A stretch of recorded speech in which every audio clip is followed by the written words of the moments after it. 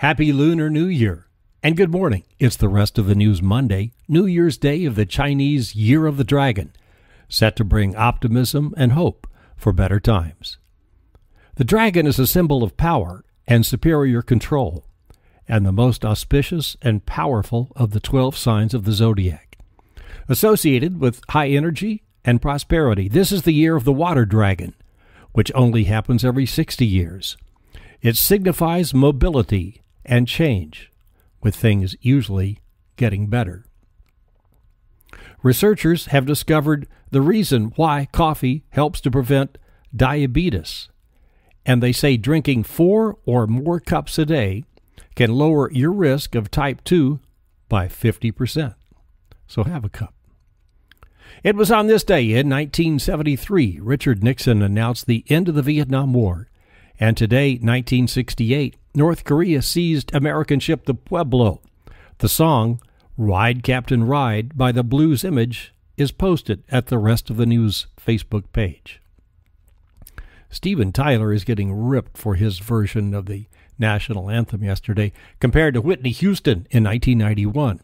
Online comments, screaming at a languid pace, made his rendition especially difficult to listen to.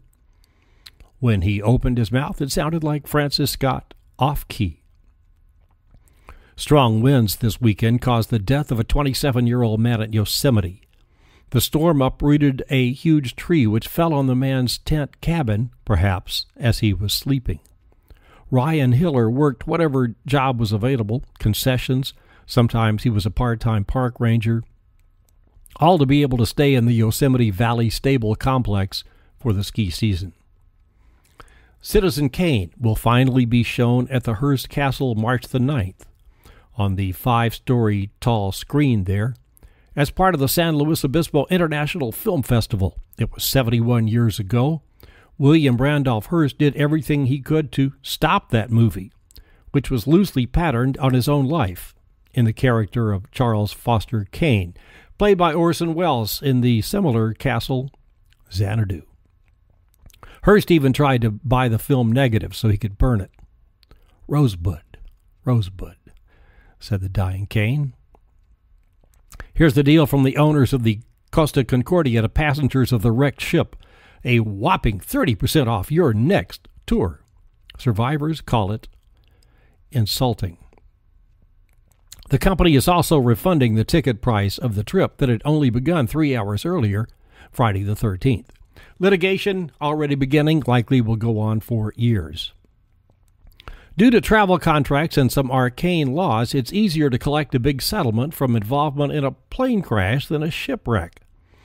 The 1920 Federal Death on the High Seas Act says that a surviving dependent of a victim deceased in international waters can only collect economic damages, which means the level of support previously provided. While Francesco Schettino is now branded Captain Coward in the press, stories of courage and heroism are emerging. There was another ship's captain on board as a passenger who quickly sensed the urgency of the situation and, working with crew members, began evacuating passengers some 13 minutes before Schettino gave the abandoned ship order. The body of a Hungarian violinist playing in the ship's orchestra was found. 38-year-old Sandor Feher had helped several children put on life vests before returning to his cabin to get his violin. Just before the accident, a group of children were watching a kids' show on the 10th floor. The entertainers were able to get the children to safety. How to get a lot of people off a sinking ship into lifeboats quickly has been a lingering issue ever since the Titanic. Okay, to end with a much happier seafaring story, 16-year-old Laura Dekker of the Netherlands was successful. She sailed around the world by herself. She did it, sailing into St. Martin Harbor last Friday. She's now the youngest sailor ever to complete a solo circumnavigation of the world. What a sight are her victory pictures, stepping from her boat, the Guppy. Until tomorrow, Dan Earhart wishing you Happy New Year of the Dragon from the Rest of the News.